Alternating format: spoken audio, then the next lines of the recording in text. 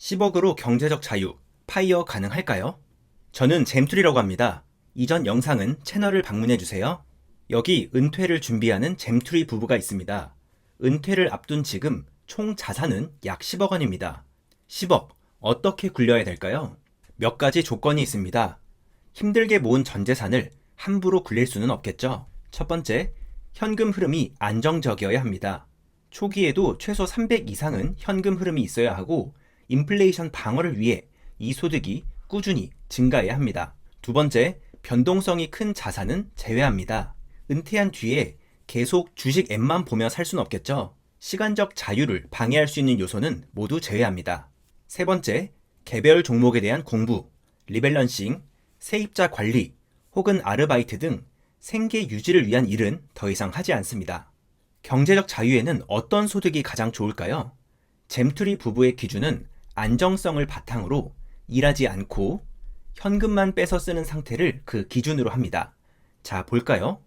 근로소득, 일해야 합니다. 탈락입니다. 사업소득, 직장인보다 더 일해야 합니다. 망할 가능성도 정말 크죠? 탈락입니다. 임대소득도 예외는 아닙니다. 리스크는 물론 지속적인 노동이 필요합니다. 리츠로 하는 게 좋습니다.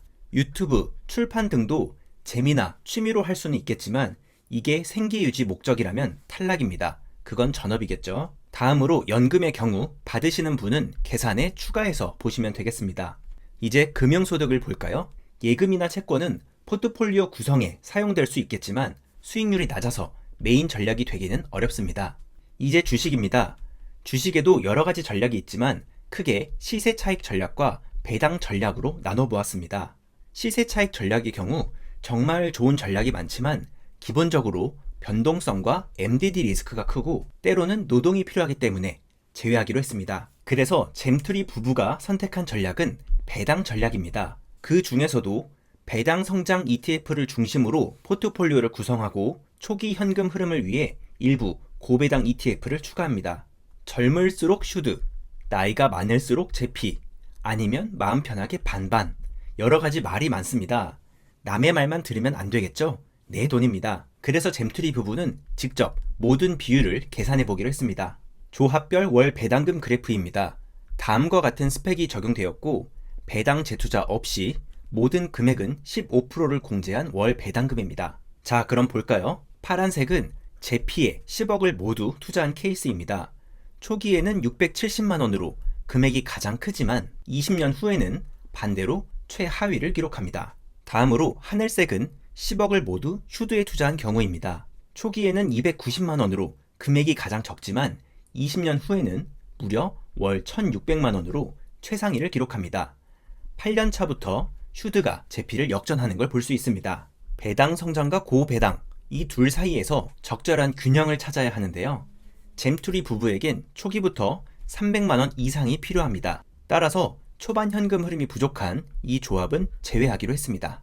월 배당금을 자세히 살펴보겠습니다. 초반엔 제피의 비율이 더 높은 게 좋고 교차점 8년을 기준으로 8년 차부턴 슈드의 비율이 더 높은 게 좋습니다. 이제 인플레이션을 고려해야 합니다. 물가는 계속 오르기 때문에 이 부부의 배당금도 꾸준히 증가해야 그 구매력을 유지할 수 있습니다.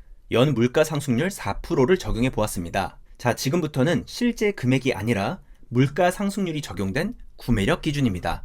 보겠습니다. 파란색, 제피에 10억을 모두 투자한 경우 처음엔 가장 큰 금액으로 시작하지만 15년 뒤엔 거의 절반 수준으로 떨어집니다. 다음 빨간색입니다. 슈드에 1억, 제피에 9억을 투자한 경우에도 결국 구매력이 하락하고 있습니다. 보시는 것처럼 빨간색과 파란색은 인플레이션을 이기지 못합니다. 누구든 최소 30년, 40년은 봐야 하기 때문에 이 조합은 위험할 수 있습니다. 따라서 이 두 개 조합도 제외하도록 하겠습니다. 기간별 구매력을 자세히 살펴보겠습니다. 제피의 비율이 높은 이 두 개 조합은 인플레 방어가 어렵기 때문에 제외했습니다. 반대로 슈드 올인 전략은 초기 현금 흐름이 부족하기 때문에 제외했습니다. 지금까지의 계산에 따라 살아남은 조합들은 초기 월 소득도 300이 넘으면서 장기적으로 인플레이션 방어도 가능하다는 걸 알았습니다. 이렇게 많은 조합이 있었지만 현실적으로 가능한 조합은 다음과 같습니다. 훨씬 깔끔해졌죠? 하지만 평생 가져갈 포트폴리오라면 좋을 때, 나쁠 때를 모두 준비해야 합니다. 여러 시나리오를 살펴보겠습니다. 먼저 9케이스는 현재 시장 상황에 가장 가까운 케이스이고 최근 배당 상황이 좋았기 때문에 장기적으로 보수적으로 본다면 노말 케이스가 가장 현실적입니다. 모든 케이스는 인플레이션을 적용해서 보도록 하겠습니다. 슈드 3억, 제피 7억의 조합입니다. 제피가 더 많죠? 파란색은 항상 좋은 경우, 노란색은 항상 나쁘게 유지된 경우입니다. 물론 항상 굿일 수도 없고 항상 배드일 수도 없을 겁니다. 하지만 이 자료를 통해 대략적인 범위 내에서 위아래로 움직일 수 있겠다 보시면 되겠습니다. 굿 케이스, 노말 케이스 모두 아슬아슬합니다. 10년 초까지 꾸준히 구매력이 하락하다가 다시 상승합니다. 배당이 성장하는 슈드의 비율이 낮기 때문에 발생하는 일입니다. 다음 배드 케이스의 경우 인플레이션 방어가 어렵습니다. 이 조합은 제피의 비율이 크기 때문에 노말 기준 초기 배당금이 400 중반으로 조합 중 가장 크지만 시나리오에 따라 구매력이 하락하는 걸 볼 수 있었습니다. 다음은 반반 조합입니다. 조금 전 조합에서는 초기 배당금이 450이었죠. 반반 조합에서는 400으로 소폭 하락했습니다. 하지만 모든 시나리오에서 인플레이션을 잘 방어하고 있습니다. 슈드 비율이 절반 이상으로 크기 때문에 심지어 배드 케이스에서도 오히려 구매력이 상승하는 모습을 보여줍니다. 노말 케이스를 봤을 때도 결과가 아주 좋습니다. 다음은 7대3의 조합입니다. 슈드가 더 많죠. 초기 구매력이 조금 더 하락한 걸 볼 수 있습니다. 하지만 그만큼 배당 성장이 훌륭하죠. 20년 차에는 무려 1000만 원에 가까운 구매력을 보여주기도 합니다. 마지막 9대1 조합입니다. 제가 가장 선호하는 조합인데요.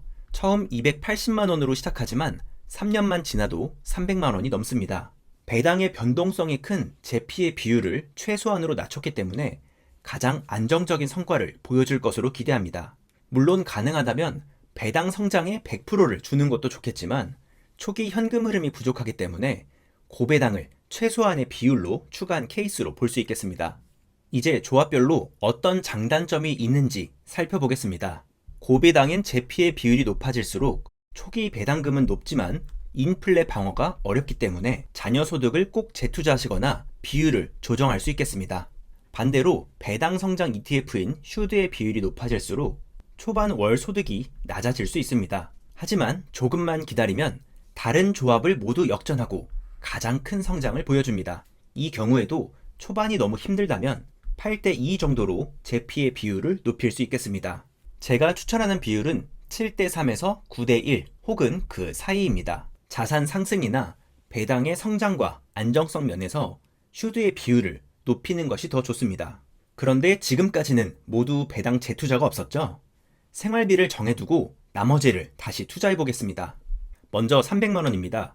한 달에 300만 원만 쓰고 나머지는 모두 비율대로 재투자합니다. 자, 보겠습니다.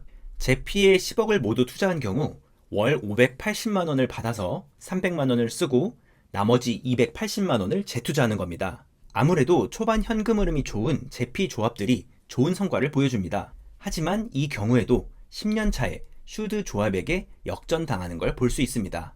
표로 보면 다음과 같습니다. 10년 차까진 제피가 좋습니다. 그 이후로는 다시 슈드가 역전합니다.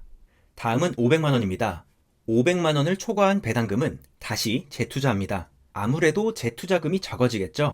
이 경우엔 9년 차에 역전합니다. 초반에는 역시 제피 조합이 좋습니다. 하지만 슈드 조합이 엄청난 속도로 따라잡습니다.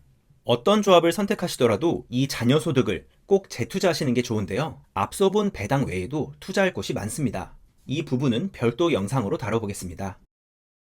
앞서 배당 재투자에 대해 살펴봤는데 개인적인 선호는 다음과 같습니다. 기존 영상을 통해 다양한 금액으로 안정적인 현금 흐름을 잡아봤는데요. 10억을 모두 배당에 투자해서 필요 이상의 현금 흐름을 발생시키는 것보다 필요한 만큼만 현금 흐름에 투자하고 나머지 금액은 자산 분배를 통해 안정성을 높이는 게 좋다고 생각합니다. 기본적인 생활비가 확보된다면 그 이후는 모두 취향과 선택의 영역이겠죠? 지금까지 살펴본 내용을 통해 결론을 내려보겠습니다. 10억으로 파이어 가능할까요? 10억은 충분합니다. 필요한 생활비에 따라 조합을 선택하시면 되고 가능하다면 타이트한 현금 흐름을 잡고 나머지는 자산 분배를 추천드립니다. 긴 영상 봐주셔서 감사드립니다. 여러분의 성공적인 은퇴를 응원하고 궁금하신 부분이나 공유해 주실 내용이 있다면 댓글로 남겨주세요. 감사합니다. 잼툴이었습니다.